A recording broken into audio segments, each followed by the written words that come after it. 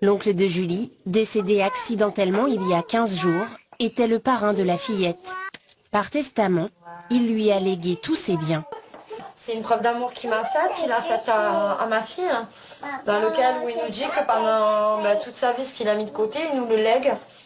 À 27 ans au RSA, ne pas pouvoir... je suis même pas sûre, moi, plus tard, d'avoir la chance de pouvoir acheter quelque chose. Donc de me dire que ma fille est propriétaire à bientôt 3 ans d'une maison avec un garage, c'est un grand bonheur. Alors oui, c'est un grand bonheur. Enfin, elle pense que ça va être un grand bonheur. Après la souffrance du deuil, hein, on est que 15 jours après le décès de son oncle. Elle apprend que son oncle a mis en héritage sa fille, donc sa petite nièce. Donc ça la touche. Elle se dit une preuve d'amour. C'est un espoir pour elle parce que elle a peu de revenus, elle est au RSA. Dans sa vie qui a l'air compliquée, elle voit enfin une lueur d'espoir. Et elle voit de l'amour derrière cet acte, ce qui est vrai. Et ça lui redonne un peu de baume au cœur. Elle voit un avenir devant elle. Et ça efface un peu une partie du chagrin, on va dire. Après cette souffrance, enfin une bonne nouvelle dans sa vie. Mais malheureusement, ça va être de courte durée. Sa fille étant mineure, Julie doit gérer la succession. Elle n'a aucune idée de ce qui l'attend. Sa grand-mère, encore bouleversée par la disparition de son fils, l'accompagne pour l'ouverture de la succession. Julie, qui envisage de louer la maison pour assurer un avenir à sa fille, Vas-y, je vous en prie. va rapidement déchanter. Alors, il faut savoir que votre fille est ce qu'on appelle une petite nièce. Alors, au niveau fiscal, elle est taxée au taux de 55%. C'est-à-dire qu'en quelque sorte, le premier héritier de cette succession, ça n'est pas votre fille, c'est l'État. Et voilà la douille. Là, le notaire lui apprend que finalement, c'est pas elle l'héritière principale, hein. C'est en fait l'État. Et il lui dit ça comme ça, calmement. Il va lui expliquer que comme elle a un lien de parenté éloigné, en fait, plus ton lien de parenté est éloigné, plus l'État se permet comme ça de te racketter. Car on ne peut pas appeler ça autrement, quoi. C'est même plus du vol à ce moment-là, 55%. Donc il lui dit comme ça, l'État va te prendre 55% de l'héritage. Sauf que il va falloir avancer l'argent, et là ça va se compliquer parce que qui peut avancer 55% de l'héritage, et là ça va se tourner un peu au drame. Pourquoi 55% en fait? Le principe de l'impôt français, c'est que plus on est proche, moins on paye. Et plus la personne est éloignée du défunt, plus elle est taxée. En plus de remplir les caisses de l'État, l'objectif des droits de succession est de permettre une redistribution des richesses. Alors là, il nous explique un peu, hein, pour se justifier que l'État ponctionne autant, c'est de dire, en plus de renflouer les caisses, donc clairement, hein, c'est pour renflouer les caisses, hein, c'est pour redistribuer la richesse, sauf que quand on voit comment là, cet argent-là va être utilisé, hein, quand on voit comment l'État utilise notre argent, tous les impôts, toutes les taxes, c'est pour se payer leur salaire, hein, mirobolant, pour tout ce gaspillage, hein, c'est rempli de gaspillage, il n'y a rien qui va dans ce pays de toute façon. Donc ça fait encore plus mal au cœur de se dire que cet argent-là en plus va être complètement gaspillé. Ce que je vous propose en fait, c'est qu'on fasse un petit inventaire du patrimoine qui appartenait à votre oncle. Alors là... Devant Julie, Maître Soudet se livre à un rapide calcul. On arrive à un total à peu près, donc à la louche, de 235 000 euros. Ça veut dire qu'il nous faut prévoir à peu près 130 000 euros d'impôts à verser à l'État. Je m'attendais pas à une somme aussi conséquente quand même. C'est un peu plus de la moitié de tout ce que mon oncle a bâti de ses propres mains, quoi. Je trouve pas ça normal du tout. Et non, ce n'est pas normal du tout, et tu as raison. Elle a raison de dire ça, car elle se rend compte que son oncle a réussi quand même à s'acheter une petite maison, qu'il avait sûrement un petit peu d'économie. Comme elle dit, tout ce qu'il a bâti, tout son patrimoine, aujourd'hui, il est ponctionné comme ça à 55%, et elle trouve ça totalement injuste, et elle a raison. Surtout que là, elle va devoir payer 130 000 euros pour pouvoir avoir droit à l'héritage, et bien sûr, elle les a pas. Donc, Et ils vont lui proposer une solution, mais vous allez voir que c'est une douille supplémentaire. Cette somme-là, c'est quasiment impossible à avoir. Elle n'a rien à elle. Donc à mon avis, il va falloir vendre la maison pour pouvoir payer l'impôt. J'ai l'impression qu'il y a tout qui s'effondre autour de moi. Quand j'ai vu le testament, je me suis dit, bon, je vais passer au notaire, j'hérite de la maison et puis ça s'arrête là. Ben non, c'est pas aussi simple que ça malheureusement. Et non, voilà, elle pensait, on a vu au début du reportage, hein, elle était toute contente, elle s'est dit ça y est, c'est enfin une solution, je vais pouvoir sortir un peu de ma misère, elle voyait une lueur d'espoir, et là elle déchante totalement, elle retombe les pieds sur terre, et elle se rend compte que c'était pas si facile que ça. On pense hériter d'une maison, elle se dit ça y est, j'ai la maison, je vais pouvoir en profiter avec ma fille, elle s'est dit voilà, moi aussi je vais pouvoir en profiter, le temps que ma fille grandisse et après lui laisser la maison. Sauf qu'elle va se rendre compte que la maison, elle va jamais pouvoir en profiter, en fait. Elle va devoir la vendre pour pouvoir récupérer une partie minime de la vente et qu'elle va devoir bloquer cet argent-là pour sa fille.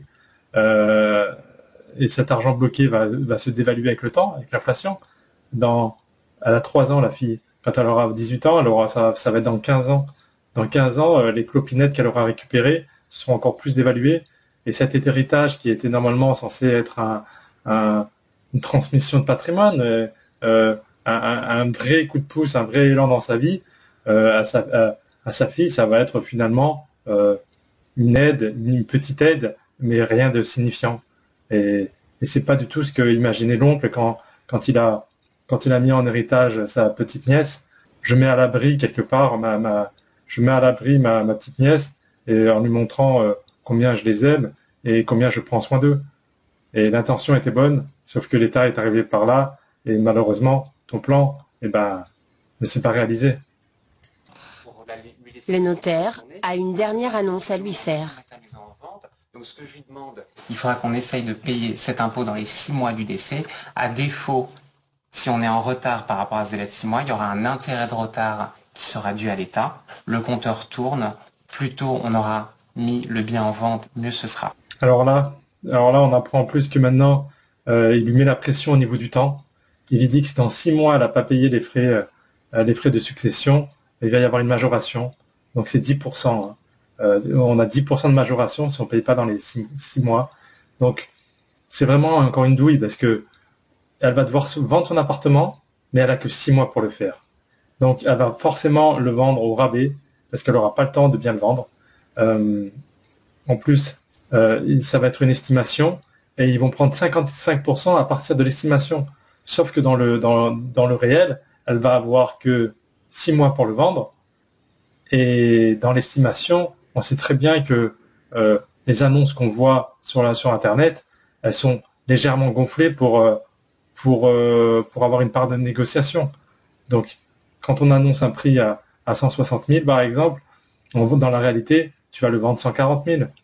Donc, si en plus, elle a que 6 mois pour le vendre, elle va devoir accepter la première offre qu'elle va recevoir. Donc, même si l'offre est indécente, si on lui fait une offre à 120 000 ou si on lui fait une offre à 110 000, le pire, c'est qu'elle risque d'accepter. Et les 55%, ça sera pas sur les 110 000, ça sera sur les 160 000. Et c'est ça qui est moche. Elle va donner 55% c'est même pas 55% sur vraiment ce qu'elle va toucher de la maison, c'est sur une estimation. C'est vraiment, encore là, un mode archaïque, un mode qui est pas juste. C'est vraiment déprimant. On rend compte qu'un pauvre ouvrier travaille toute sa vie et il faut qu'il fasse... Ah non, qui c'est qui a inventé toutes ces lois-là? J'aurais existé de l'époque où il y aurait eu la révolution, je portais la bannière en première. Donc là, on a la mère qui se rend compte qu'on est en train de dépouiller son fils, en fait. Qu'il est mort et que, en plus là, on est 15 jours après le décès. Hein. Donc là, elle est en plein deuil. Elle se rend compte que son fils a travaillé toute sa vie et qu'on est en train de le dépouiller et que il va rien rester. Elle est écœurée, quoi. Elle est écœurée. Elle lui explique que là, elle appelle à la révolution, là. Elle appelle à la révolution et qu'elle dit je serai la première à me battre, quoi. La pauvre, elle a plus de force, elle est en plein deuil et elle manifeste le peu de rancœur qu'elle peut avoir, quoi. Ce matin, elle rencontre un agent immobilier. La maison de mon oncle qu'on doit faire estimer pour une succession. Oui. Bonjour Christine, ça va? Christine était la concubine du défunt. Elle vit dans cette maison depuis 11 ans. Votre maison se vendra environ 160 000 € net vendeur pour vous. La fille de Julie devrait récupérer 70 000 €. Donc voilà, la douille, encore une fois, hein, c'est que on lui dit qu'elle va sûrement pouvoir récupérer 160 000 et que donc il lui restera 70 000 € pour elle. Sauf que les 160 000, comme je vous l'ai dit, rien ne les garantit. Elle a que 6 mois pour vendre son bien et je vous garantis que la plupart du temps, elle va brader parce qu'elle va pas prendre le risque de payer encore la majoration de 10%. Et à 6 mois, c'est très court. C'est très court pour faire une vente immobilière. Et on lui explique qu'elle va récupérer 70 000. Donc, comme je vous dis, hein, si jamais elle le vend moins cher que prévu, elle va pas récupérer 70 000. Donc, à mon avis, elle va être plus autour de 50 000 € de ce qu'elle va récupérer. Donc, c'est vraiment moche parce que l'État, eux, ils se garantissent de récupérer 55% d'une estimation. Ils ont même pas, c'est même pas à eux de s'occuper de la vente ni rien et tout. Ils font une estimation, si tu le vends moins cher que prévu, ben, c'est tant pis pour toi. Eux, c'est les grands gagnants dans l'histoire, quoi. Ils ont aucun effort à faire. Ils se donnent le droit de récupérer 55% quoi qu'il arrive. Et s'il n'y a pas assez, c'est toi qui perds de l'argent. Et là encore, elle est seule à hériter. Hein. Imaginons que s'ils avaient été deux enfants, et ben les deux enfants, il restait plus rien à la fin. À la fin, ça aurait fait 25 000 € chacun, et l'État se prenait 100 000 à lui tout seul, quoi. Il faut bien comprendre que cet argent-là, ce patrimoine, il a déjà été taxé plusieurs fois au cours de sa vie. La personne, quand elle a acheté le bien, elle a peut-être acheté 100 000 € à l'époque. Il y avait eu des frais de notaire. Il faut savoir que 80% des frais de notaire, ça va directement à l'État. Donc il y a eu des frais de notaire. Il y a eu, ça fait combien d'années qu'il a cet appartement? 20 ans, 30 ans?